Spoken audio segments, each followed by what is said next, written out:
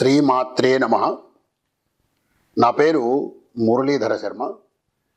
నేను హైదరాబాద్ ఉప్పాలగూడ మణికొండ ప్రాంతంలో ఉన్నటువంటి గోల్డెన్ టెంపుల్ వద్ద నివాసపుట్టుంటాను.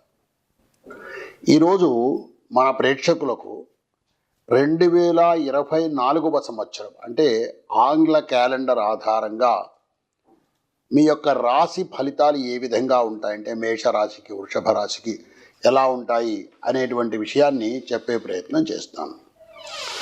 మనము ఒక విషయం ఇక్కడ జ్ఞాపకం పెట్టుకోవాలి. మన గ్రహ పరిశీలన మనం చేసేటప్పుడు మనం పంచాంగం ఆధారం చేసుకొని గ్రహాలను పరిశీలన చేస్తూ ఉంటాం. మనకు పంచాంగంలో గ్రహస్థితి ఇచ్చేటప్పుడు కూడా చైత్రం, వైశాఖం, జ్యేష్టం ఈ విధంగా ఇలాంటి తెలుగు మాసాల పేర్లతో మనకు పంచాంగంలో గ్రహస్థితిని అంటే గురువు ఎక్కడున్నాడు, శని ఎక్కడున్నాడు, రాహుకేతుడు ఎక్కడున్నారు అనేటువంటి విషయాన్ని మనకు పంచాంగంలో ఇస్తుంటారు. అయితే దీనివల్ల ఏమవుతుందంటే ప్రత్యేకించి ఈనాటి యువతకు ఈ తెలుగు నెలల పేర్లు సక్రమంగా తెలియకపోవటము, చైత్రమాసం అంటే ఎప్పుడు వస్తుంది, వైశాఖం అంటే ఎప్పుడు వస్తుంది తెలియకపోవటము. రెండవది, వాళ్ళ వద్ద పంచాంగం అనేది ఉండదు, వాళ్ళ దగ్గర క్యాలెండరే ఉంటుంది, ఇంగ్లీష్ క్యాలెండర్. ఈ ఇంగ్లీష్ క్యాలెండర్తో వాళ్లకు రాశి ఫలితాలు ఎలా ఉన్నాయో తెలుసుకోవడం కష్టమవుతోంది. అందువల్ల దీన్ని దృష్టిలో పెట్టుకొని నేను ఈ 2024 అంటే రాబోయేది ఈ సంవత్సరంలో మనకు ఎలాంటి ఫలితాలు ఉండబోతున్నాయి అనేటువంటి విషయాన్ని స్థూలంగా చెప్పే ప్రయత్నం చేస్తాను. మనకు 1/1/2024 నాడు ఇంగ్లీష్ క్యాలెండర్ మార్చుకుంటాము. ఆ ఇంగ్లీష్ క్యాలెండర్ మార్చుకున్న నాడు మనము ఇది ఒక సంవత్సరం అని చెప్పి ఒక ఆధారంతో దాన్ని లెక్క చేసుకుంటూ ఉంటాం. ఈ 1/1/2024 మనము తెలుగు నెలతో మనము సరిపోలు చూసుకున్నట్టయితే శోభకృత నామ సంవత్సరము దక్షిణాయనము హేమంత ఋతువు మార్గశిర మాసంలో వస్తోంది 1/1/2024.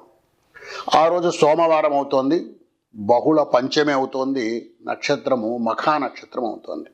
ఈ విధంగా సోమవారం రోజు మనకు 1/1/2024 అనేటువంటి సంవత్సరము ప్రారంభం అవుతోంది. తెలుగు సంవత్సరం చూసుకున్నట్టయితే శోభకృత నామ సంవత్సరము మార్గశిర మాసంలో ప్రారంభమవుతుంది. ఆ 1/1/24 ప్రారంభమైనటువంటి నాడు మనం పంచాంగంలో గ్రహస్థితిని చూసుకున్నట్టయితే ఏ విధంగా ఉందనేటువంటిది చెప్తాను. లగ్నము మకర లగ్నంతో ప్రారంభమవుతోంది. ఆ రోజు సూర్యోదయం మకర లగ్నంతో ప్రారంభమవుతోంది. సూర్యుడు ధనుస్సు రాశిలో, చంద్రుడు సింహరాశిలో ఉన్నాడు, కుజుడు ధనుస్సు రాశిలో ఉన్నాడు. కుజుడు అస్తంగత్వం చెంది ఉన్నాడు. అంటే అస్తంగత్వం చెందడం అంటే సూర్యుని యొక్క ఆ ప్రభావం వలన ఈ గ్రహం యొక్క శక్తి సన్నగిల్లిపోతుంది, దాన్ని అస్తంగత్వము అంటారు. అందువలనే సూర్యుడు కుజుడు ఇద్దరు కూడా ధనుస్సు రాశిలో ఉన్నారు. ఈ కారణం వల్ల కుజుడి యొక్క ప్రభావము ఆ రాసుల మీద ఏమాత్రం ఉండదన్నమాట. అంటే కుజుడి యొక్క శక్తి తగ్గిపోతుంది సూర్యుడి యొక్క శక్తి వల్ల. మరలా బుధుడు వృశ్చిక రాశిలో ఉన్నాడు, వక్రగతిలో ఉన్నాడు. సాధారణంగా అన్ని గ్రహాలు కూడా ముందుకు వెళుతూ ఉంటాయి. ఈ బుధుడు మాత్రము వృశ్చికం నుంచి వెనక్కు ఇలాగా కొంతకాలం రోజు ఈ వెనక్కు తిరగడం వక్రగతిని పొందడం అంటారు. అలాగే ఈ వక్రగతిని పొందినటువంటి గ్రహం కూడా ఎటువంటి ఫలితాలను ఇవ్వలేదు. అస్తంగత్వం చెందిన గ్రహము, వక్రగతిని చెందిన గ్రహం కూడా ఎలాంటి ఫలితాలను ఇవ్వదు. ఇక గురువు మేషరాశిలో ఉన్నాడు, శుక్రుడు వృశ్చికంలో ఉన్నాడు, శని స్వక్షేత్రంలో కుంభరాశిలో ఉన్నాడు, రాహువు మీనరాశిలో ఉన్నాడు, కేతువు కన్యా రాశిలో ఉన్నాడు. ఈ విధంగా ఉంది గ్రహస్థితి. 1/1/2024 నాడు మనము మన తెలుగు పంచాంగాన్ని కనుక మనం చూసుకున్నట్టయితే ఆనాటి గ్రహస్థితి ఈ విధంగా ఉంది సూర్యోదయ సమయంలో. మనము ఇక ఫలితాలను తెలుసుకోవడానికి ముఖ్యంగా 4 గ్రహాలను తీసుకుంటాం: గురువు, శని, రాహువు, కేతువు. మన జీవితంలో మనం ఫలితాలు తెలుసుకోవడానికి 2 ముఖ్యమైనటువంటి డాక్యుమెంట్స్ను వాడుకుంటాం. ఒకటి మన జాతకం అయితే, ఇంకొకటి పంచాంగము గోచార రీత్యా. జాతకం ద్వారా తెలుసుకునేటువంటివి దీర్ఘకాలికంలో మన జీవితంలో ఫలితాలు ఏ విధంగా ఉంటాయో తెలుసుకోవడానికి జాతకాన్ని ఉపయోగించుకుంటాము. పంచాంగాన్ని స్వల్పకాలంలో అంటే ఈ సంవత్సరంలో లేదా ఈ ఏడాదిలో ఈ వారములో ఎలాంటి ఫలితాలు ఉంటాయని తెలుసుకోవడానికి మనం పంచాంగాన్ని ఉపయోగించుకుంటాం. ఈ పంచాంగంలో మనకు గురువు, శని, రాహువు, కేతు అనేటువంటి ఈ గ్రహాలను ముఖ్యంగా మనము దృష్టిలో పెట్టుకొని మన ఫలితాలను మనం చదువుకుంటూ ఉంటాం. అలాంటప్పుడు ఏ గ్రహం ఎక్కడ ఉన్నప్పుడు ఎలాంటి ఫలితాన్ని ఇస్తుంది అనేది ముందుగా మీకు చెప్పే ప్రయత్నం చేస్తాను. దానివల్ల ఏమవుతుందంటే మీరు రేపు పంచాంగం చూసుకున్నా కూడా పంచాంగంలో చక్రం, రాశి చక్రం చూసుకున్నట్టయితే ఏ గ్రహం ఎక్కడ ఉంది, నాకు శుభ ఫలితం కలుగుతుందా లేదా అశుభ ఫలితం కలుగుతుందా అనేది మీకు స్థూలంగా తెలుసుకునే అవకాశం ఉంటుంది. గురువు 2, 5, 7, 9, 11 స్థానాల్లో ఉన్నప్పుడు శుభ ఫలితాన్ని ఇస్తాడు. ఇంకోసారి చెప్తాను. గురువు 2, 5, 7, 9, 11 స్థానాల్లో ఉన్నప్పుడు, అంటే ఈ 5 స్థానాల్లో ఉన్నప్పుడు గురువు శుభ ఫలితాన్ని ఇస్తాడు.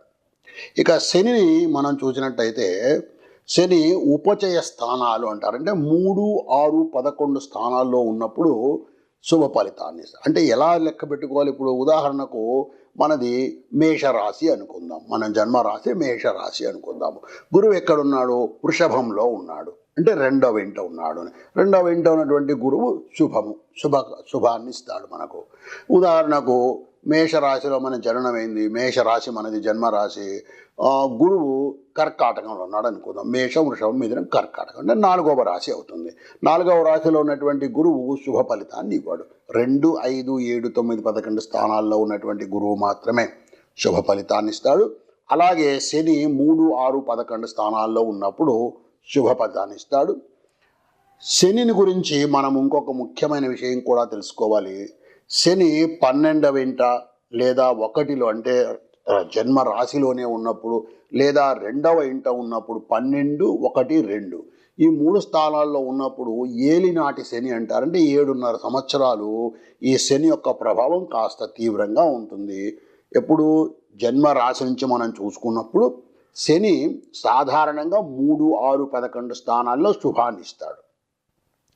అది కాకుండా 12, 1, 2 స్థానాల్లో ఉన్నప్పుడు ఏలినాటి శని అని చెప్పి 7.5 సంవత్సరాలు కాస్త ఇబ్బంది ఉంటుంది. అలాగే 4వ ఇంట ఉన్నప్పుడు కూడా, 4వ ఇంట ఉన్నప్పుడు అర్ధాష్టమ శని అంటారు, అప్పుడు కూడా కాస్త ఇబ్బందులు ఉంటాయి. అలాగే అష్టమ శని 8లో ఉన్నప్పుడు కూడా కాస్త ఇబ్బందులు ఎక్కువగానే ఉంటాయి. అంటే శనికి సంబంధించి మనం 2 అంశాలు తీసుకున్నాం. ఒకటి, శుభం ఎప్పుడు కల్పిస్తాడు అంటే 3, 6, 11 స్థానాల్లో ఉన్నప్పుడు శుభం కల్పిస్తాడు. ఎప్పుడెప్పుడు ఇబ్బందులు పెడతాడు? 12, 1, 2 అలాగే 4, 8 స్థానాల్లో ఉన్నప్పుడు కూడా శని ఇబ్బంది పెడతాడు. ఇక రాహుకేతువులు, ఈ రాహుకేతువులు కూడా మనకు 3, 6, 10, 11 స్థానాల్లో, అంటే ఈ 4 స్థానాల్లో ఉన్నప్పుడు మనకు శుభాన్ని ఇస్తారు. ఈ విధంగా స్థూలంగా మనము మన రాశి చక్రాన్ని చూస్తున్నప్పుడు మన రాశి ఏమిటి మనకు తెలిస్తే, ఆ రాశి నుంచి గురువు ఎక్కడ ఉన్నాడు, శని ఎక్కడ ఉన్నాడు, రాహుకేతువు ఎక్కడున్నారనేటువంటి విషయాన్ని మనం చూసుకోగలిగితే మనము శుభంగా ఉంటుందా లేక ఇబ్బందులు ఉంటాయనేటువంటి విషయాన్ని స్థూలంగా తెలుసుకునే అవకాశం ఉంటుంది. తరువాత ఈ 2024వ సంవత్సరంలో గురువుకు మాత్రమే చలనం ఉంది. అంటే 2023లో ఉన్నటువంటి స్థితి నుంచి 2024లో గురువు మాత్రమే మారుతున్నాడు. గురువు మేషరాశి నుంచి వృషభ రాశికి 1/5/2024 నాడు మారుతున్నాడు. అంటే గురువు యొక్క చలనం ఉంది. గురువు ప్రస్తుతము మేషరాశిలో ఉన్నాడు. మేషరాశి నుంచి 1/5/2024 నాడు వృషభ రాశికి వెళ్తాడు. తర్వాత శని కుంభరాశిలోనే ఉన్నాడు, రాహువు మీనములో ఉన్నాడు, కేతువు కన్యా రాశిలో ఉన్నాడు. ఈ విధంగా ఈ 2024వ సంవత్సరంలో ఈ 4 గ్రహాల యొక్క స్థితి ఈ విధంగా ఉంటుంది. మే వరకు మేషంలో ఉన్నటువంటి గురువు వృషభంలోకి వస్తాడు, శని కుంభంలోనే అలాగే 2024 పూర్తిగా ఉంటాడు, రాహువు మీనములో ఉంటాడు, అలాగే కేతువు కన్యా రాశిలో ఉంటాడు. ఇది మనకు ఈ విధంగా మనము 2024 ఏ రోజు ప్రారంభమవుతోంది, ఆ రోజు గ్రహస్థితి ఏ విధంగా ఉంది, తర్వాత ఏ ఏ గ్రహాలు ఎక్కడ ఉన్నప్పుడు ఎలాంటి ఫలితాన్ని ఇస్తాయి, ఈ 2024లో ఈ 4 గ్రహాలు ఎక్కడ ఉండబోతున్నాయి అనేటువంటి విషయాన్ని మనం ఇప్పుడు స్థూలంగా తెలుసుకున్నాం. ఇప్పుడు మనము మేషరాశి యొక్క ఫలితాన్ని ఈ 2024లో తెలుసుకునే ప్రయత్నం చేద్దాం. మనము ధనుస్సు రాశి వారికి 2024 క్యాలెండర్ ఇయర్లు అంటే జనవరి నుంచి డిసెంబర్ వరకు ఈ ధనుస్సు రాశి వారికి ఎలాంటి ఫలితాలు ఉంటాయి అనేటువంటిది తెలుసుకునే ప్రయత్నం చేద్దాం. ఈ ధనుస్సు రాశి వారికి జనవరిలో మొదటి వారం మాత్రం కాస్త బాగా ఉందని చెప్పవచ్చు. ధనలాభము, వృత్తిలో అభివృద్ధి ఉండే అవకాశం కనబడుతోంది. కానీ జనవరి 2, 3, 4 వారాలు చూసినట్టయితే కాస్త ఇబ్బందులే ఎక్కువగా కనబడుతూ ఉన్నాయి ధనుస్సు రాశి వారికి. తర్వాత ఫిబ్రవరి నెలలో కాస్త ఆరోగ్యంగా ఉండడము, ఉత్సాహంగా ఉండడము, బంధువులతో కలవడము, ధనప్రాప్తి, సంతానం వలన సంతోషము, ఈ విధంగా ఫిబ్రవరి నెల మొత్తం కూడా ఒక శుభమైనటువంటి వాతావరణము ధనుస్సు రాశి వారికి కనబడుతోంది. మార్చి నెలలో మనం చూసినట్టయితే మార్చి 4వ వారము శుభంగా ఉండే అవకాశం ఎక్కువగా కనబడుతోంది. తలచిన కార్యక్రమాలన్నీ కూడా మీరు జయప్రదంగా చేయగలుగుతారంటే మార్చిలో ఏవైతే కార్యక్రమాలు ఫిబ్రవరి మార్చిలో ఏవైతే ప్రారంభం చేశారో అవన్నీ కూడా మార్చి చివరి నాటికి అన్ని కార్యక్రమాలు కూడా మీరు పూర్తి చేయగలుగుతారు. మనస్సుకు చాలా సంతోషంగా కూడా ఉండే అవకాశం ఉంది. ఇక ఏప్రిల్ నెలలో శుభ కార్యక్రమాలు చేస్తారు, శుభవార్తలు వింటారు, మీకు అభివృద్ధి ఎక్కువగా కనబడుతుంది. కానీ వృత్తిలో చిక్కులు అంటే మీరు చేసేటువంటి వ్యాపారం కానీ ఉద్యోగం కానీ ఏవైనా ఉంటే వాటిలో చిక్కుల వల్ల కాస్త మనసుకు అశాంతి కలిగే అవకాశం ఉంది. కానీ ఏప్రిల్ నెల కూడా శుభంగానే ఉంది ధనుసు రాశి వారికని తప్పకుండా మనం చెప్పవచ్చు. ఇక మే నెలకు వచ్చినట్టయితే మే నెలలో అనారోగ్యం కలిగే అవకాశం ఉంది, మనోవిచారం కలిగే అవకాశం ఉంది, అకాలంగా భోజనం చేయడము, బంధుమిత్రులతో కలహాలు ఏర్పడము, ఇలాంటివన్నీ కూడా జరిగే అవకాశం ఉంది. జూన్ నెలలో కూడా ఇలాంటి పరిస్థితులే కొనసాగే అవకాశం ఉంది. కుటుంబ కలహాలు, మనోవిచారం ఇలాంటివన్నీ కూడా దాదాపు జూన్ నెల పూర్తిగా ఇబ్బందికరంగానే ఉంటుంది అని చెప్పవచ్చు. ఇక జూలై నెలకు వచ్చినట్టయితే కాస్త పరిస్థితిలో మార్పు వస్తుంది. జూలై నెలలో కాస్త మనసుకు సంతోషం కలిగే అవకాశం ఉంది. పుణ్యక్షేత్ర దర్శనము, ప్రత్యేకించి ఈ ఏవైనా కార్యక్రమాలు చేసేటంటే దైవ కార్యక్రమాలు చేసేటట్టుంటే ఈ జూలై నెలలో మీరు చాలా శ్రద్ధగా చేసేటువంటి అవకాశము ఎక్కువగా కనబడుతుంది. ఇక ఆగస్టు నెలలో బంధుమిత్రుల వలన వైరం కలగడము, ప్రత్యేకించి స్త్రీల వలన ఇబ్బంది కలిగే అవకాశం ఎక్కువగా కనబడుతుంది ఆగస్టు నెలలో. సెప్టెంబర్ నెలలో మరలా చాలా బాగుందని చెప్పవచ్చు. సెప్టెంబర్ నెలలో ధనలాభము, ఆరోగ్యకరంగా ఉండడము, తరువాత శుభ కార్యక్రమాలు ఏవైనా ఉంటే అవి చేయటము, ఇలాంటివన్నీ కూడా ఈ సెప్టెంబర్ నెలలో జరిగే అవకాశం ఎక్కువగా కనపడుతోంది. ఇక అక్టోబర్ నెలలో మనం పరిశీలించినట్టయితే అక్టోబర్ నెల కూడా శుభంగా ఉందనే చెప్పవచ్చు. ప్రత్యేకించి బంధువులను, స్నేహితులను కలవడము, కొత్త స్నేహితులతో పరిచయాలు ఏర్పడము, ఇలాంటివన్నీ కూడా అక్టోబర్ నెలలో జరిగే అవకాశం ఉంది. నవంబర్ కూడా శుభమాసం అనే చెప్పవచ్చు. ఈ ధనుస్సు రాశి వారికి శుభ కార్యక్రమాలు చేసే అవకాశం ఉంది. ప్రత్యేకించి నవంబర్ 3వ వారములో నూతన వస్త్ర ప్రాప్తి, గురువులను దర్శించడము, తర్వాత దేవాలయ సందర్శన చేయటము, దైవ కార్యక్రమాలు చేయటం, ఇవన్నీ కూడా జరిగే అవకాశము, అనుకున్న కార్యక్రమాలు జయంగా చేసే అవకాశం కూడా మీకు నవంబర్ నెలలో కనబడుతుంది.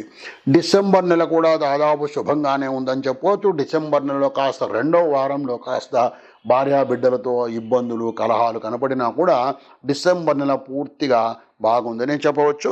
ధనుస్సు రాశి వారికి పరిశీలించినట్టయితే ఈ 2024వ సంవత్సరము శుభ ఫలితాలే ఎక్కువగా ఉన్నాయని చెప్పవచ్చు. శ్రీమాత్రే నమః.